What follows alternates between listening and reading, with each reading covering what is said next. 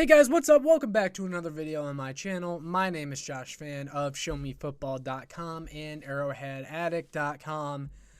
And boy, what a game that was last night against the Los Angeles Chargers. There's just something about playing at SoFi Stadium, or should I call it Arrowhead West, that just brings out good games from the Chiefs. Not necessarily like great games where the Chiefs play extremely well, but I just mean good, entertaining games. The Chargers always play the Chiefs close ever since really Justin Herbert has become the starter there. Chiefs and Chargers games just have been really fun over the past couple years.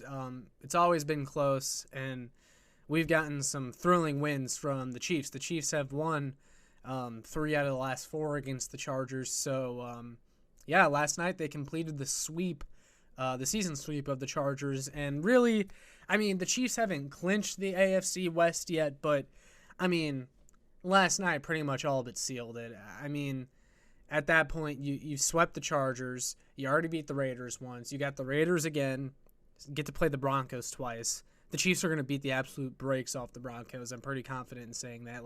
This division race is over already, and, you know, it's crazy given that the Broncos, Raiders, and Chargers all spent a gazillion dollars this offseason trying to catch up to the Chiefs, and the Chiefs are running away with the division already, and it's not even Thanksgiving. And, you know, I'm pleasantly surprised by that fact because I did think the AFC West was going to be a little bit more challenging this year for the Chiefs, and I was impressed by the moves that the Chargers, Broncos, and Raiders made, but to this point, I mean, they just all have not really worked out. Really, of all the big splashes that the other AFC West teams have made this offseason, I think the only one that's really paid off at all has been the Chargers trading for Khalil Mack. Khalil Mack has still been a really good pass rusher for them, but you look around, the Broncos, they traded for Russell Wilson. That contract looks like a disaster. That trade looks like a disaster. Randy Gregory, I'm pretty sure he's been hurt this year. Then there's the Raiders. Chandler Jones has been a disappointment, and Davante Adams clearly hasn't contributed to their win total in 2022. You get the point. The Chiefs, they kind of took a different approach. They went more cost-effective. They got younger. I didn't like the Chiefs trading Tyreek Hill away. I wasn't a big fan. I thought these other teams, they were making moves that surely were going to, tip the scale in their favor, but that just hasn't been the case this year. And if I'm being honest, it really hasn't been because the moves the Chiefs made this offseason have been all home runs. And look, I like a lot of the moves that they made this offseason. MVS, Juju, they've both been extremely solid for the Chiefs. I liked some of the prospects they picked up on defense, but really, the reason the Chiefs are in this position is because they have the goddamn MVP in Patrick Mahomes, who is quietly on pace for the best quarterback season ever. And last night was just another example. No Juju, no McCole Hardman. Tony goes out in the first quarter. His hamstring flares up again. And all of a sudden, Sky Moore steps in, and credit to Sky Moore. We've been questioning where he's been all season. Has 100 yards last night. Doesn't matter. You got Patrick Mahomes at quarterback. Patrick Mahomes was throwing dots to Jody Fortson. I mean, that was honestly, that throw that he made to Jody Fortson, that thing was on a rope, and honestly, I think it's one of the best throws he's ever made. Patrick Mahomes is just playing at such a high level this year. And though I said at the beginning of the season, and I still think it's true, that this Chiefs defense has a much higher ceiling than it's ever had in the Patrick Mahomes era, it hasn't been great still, and they still give up a lot of big plays and just make some boneheaded mistakes. But despite that, Patrick Mahomes prevails. And this offense, even though they, in theory, got worse by trading away Tyreek Hill, they have more explosive plays this year than they had at this point last year. And by explosive plays, I mean plays of 20 yards or more. The Chiefs have more of those at this point now than they did last year. And also, a really underrated part of Mahomes' game, which I think has really come up huge this year many, many times, is his ability to run. And we saw that last night on, it was 3rd and long, I think, and no one was really open, and Patrick Mahomes sees a running lane, just takes off for the first down. I think that was on the go-ahead drive in the fourth quarter. And then the very next play is a touchdown to Travis Kelce, which let's talk about Travis Kelce, because Travis Kelce, all right, well, first of all, there's been this narrative ever since the Chargers drafted Derwin James that since he had a good showing his rookie year against Travis Kelce, covering him, that Derwin James is sort of this Travis Kelce stopper. Well, last night, Derwin James was covering Travis Kelce a lot, and let me tell you guys, it did not slow Kelce down at all, and that's including that go-ahead touchdown to win the game. Travis Kelce absolutely cooked Derwin James and left his face in the turf on his way to the end zone. Derwin James has been active in 4 of the last 5 Chiefs matchups, okay? Chiefs-Chargers matchups. And over the last 5 games against the Los Angeles Chargers, Travis Kelce has over 500 receiving yards and 6 touchdowns. So if Derwin James really was this great Travis Kelce stopper, why isn't he stopping Travis Kelce, who's absolutely dominated the Chargers? Travis Kelce has been an absolute Charger killer over the past few years. And I've brought this up when debating Chargers fans before on social media, and they all say, oh, well, on the snaps that Derwin James has covered Travis Kelce, here are his numbers when covered by Derwin James. Well, then, you know what? Why don't the Chargers use Derwin James on Travis Kelce more? So either the Chargers aren't using Derwin James correctly, or his presence is massively overstated. And I'm going to go with the latter.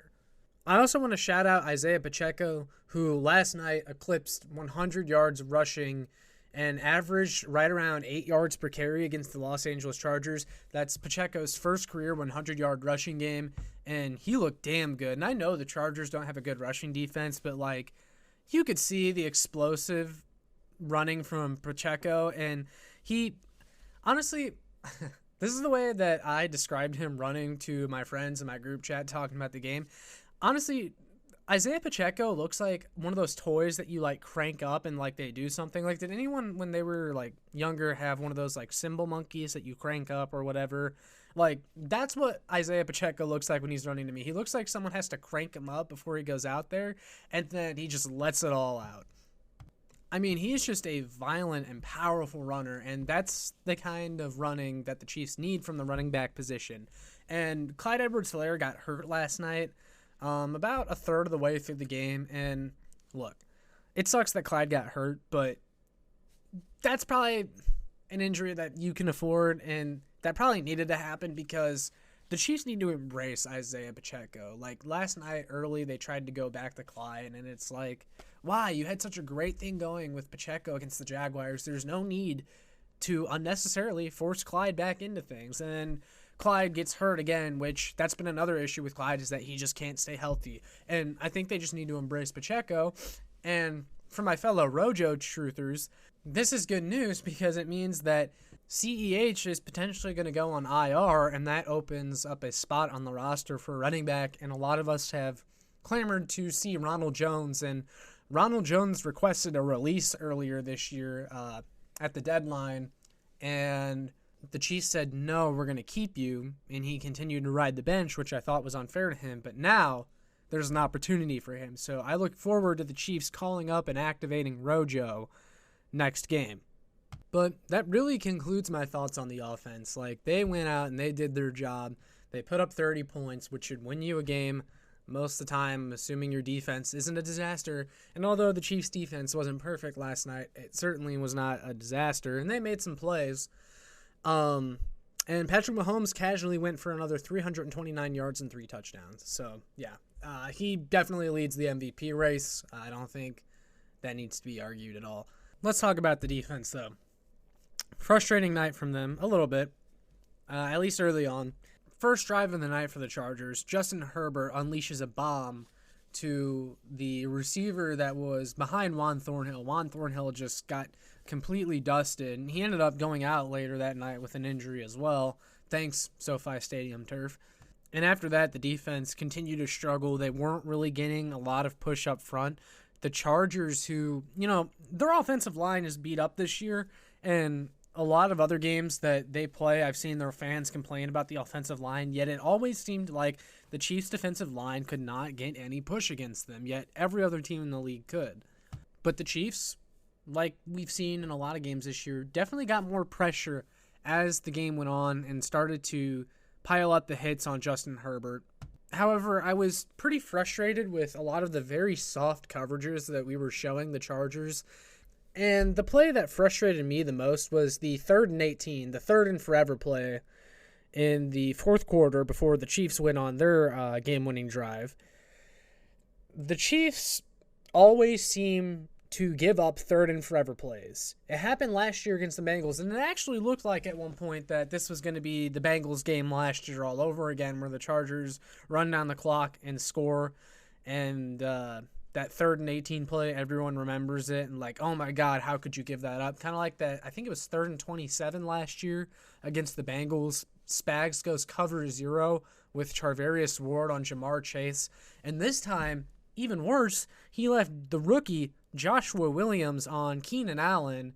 And look, I get having confidence in your young guys and everything like that, but the Chargers are taking that matchup 10 times out of 10. Josh Williams alone with Keenan Allen, no safety help over the top, and of course, Justin Herbert completes a pass for more than 18 yards to get the first down. And that was really frustrating because had the Chiefs lost that game, a lot of people would have been complaining about that, including me, and I am complaining about it right now. But ultimately, it didn't matter because the Chiefs had Patrick Mahomes, and I do want to shout out, though, a couple players. One, Nick Bolton, who had a couple penalties in the game. Yeah, really the one on the Chargers rushing touchdown didn't matter that much. The bad one, of course, was the late hit on Justin Herbert running to the sidelines. Can't have that. He should know better. He's a very fundamentally sound player, very smart player. He has to know you can't make that hit, especially not in this league. They're going to call that every single time, especially for the star quarterbacks. But he had a handful of tackles for a loss in the game. He definitely popped off the screen a couple times. He had the forced fumble that gave the Chiefs the ball back, and that was the only frustrating part from the offense that night really was, well, actually, I'll take that back. They did have a couple of frustrating 3-and-outs, but there was also when they got the fumble recovery after Nick Bolton forced the fumble on Keenan Allen, the Chiefs got the ball back, and then Jerick McKinnon fumbled the ball right back to the Chargers not too long after that. But Nick Bolton forced that fumble, and then on the final drive of the game, he picked off Justin Herbert off the deflection to seal the game. And there's a very weird and specific corner of Chiefs Twitter that loves to hate on Nick Bolton for some reason. And if you guys are on Twitter, you know what I'm talking about, who I'm talking about. I don't understand why people pick on Bolton so much, especially after the game he had last night. He was good last night. He was also good in coverage last night too, which is the main reason a lot of people knock him, is because, you know, he tends to be a liability in coverage. He was good in coverage last night, guys, but are we going to wait until he has another bad game in coverage to complain about him instead of giving him his credit now? We're just going to pretend that he's the dirty Dan of linebackers. I mean, I hate that. I hate that. Really, Nick Bolton has been good this year. He's a good player. He's good for this team, and I don't understand why people feel the need to hate on him so much. It's just, it's strange behavior. But, yeah, also Chris Jones added another sack to his sack total last night. He's up to 9 sacks on the year, making his place for Defensive Player of the Year. He was absolutely wrecking the game last night, too. Like, he was blowing up a lot of the Chargers' run plays. He was putting a lot of pressure on Justin Herbert in clutch time. Can't say enough about Chris Jones and what he means to this pass rush and this defense overall. But yeah, he continues to make his case for Defensive Player of the Year, while Travis Kelce also makes his case for Offensive Player of the Year, and Patrick Mahomes makes his case for MVP. I mean, legitimately, I think all three of those guys, you can make a case for them for each of those awards so far this year. Travis Kelce probably has the weakest case just because Tyreek Hill is having, well, and Justin Jefferson, you got to throw him in there. Both of them are on pace for 2 of the greatest wide receiver seasons ever. It really doesn't matter, but it is cool that the Chiefs have players in the running for all of these awards. It just goes to show how much star power they still have, even despite the approach they took this offseason. And we're just really lucky as Chiefs fans to have all these guys and to be watching these guys week in and week out, especially Mahomes and Kelce, man, because, like, that duo is just insane. And I'm probably going to make a video later this week, too, on Travis Kelce versus Rob Gronkowski. I actually made one last year, I think. Well, not necessarily Kelce versus Gronk. I just kind of talked about Kelce in general, but it turned into a Kelce versus Gronk debate or whatever. But, like, Travis Kelce is the greatest tight end in NFL history. Sorry, he just is. Receiving ability trumps blocking ability. Sorry, George Kittle fans. Sorry, Rob Gronkowski fans. Travis Kelce is going to go down as the best tight end in NFL history. Okay? Point blank. That's what it is. I'll have a video on that later, though. But yeah, guys, those are my thoughts on the game. Great win. Pretty much seals up the division. And, yeah, I mean, that was a great game. I was so happy after that game to see us pull off that win. And I knew it was going to be a great game, too, against the Chargers in Los Angeles. It was everything you could have hoped as a Chiefs fan. But yeah, guys, that's all I got for this one. So make sure you like, share, and subscribe so more Chiefs fans can find this. Let me know down in the comments what you guys thought of the game, and let's get some dialogue going. But yeah, other than that, I will see you all in the next one. Go Chiefs!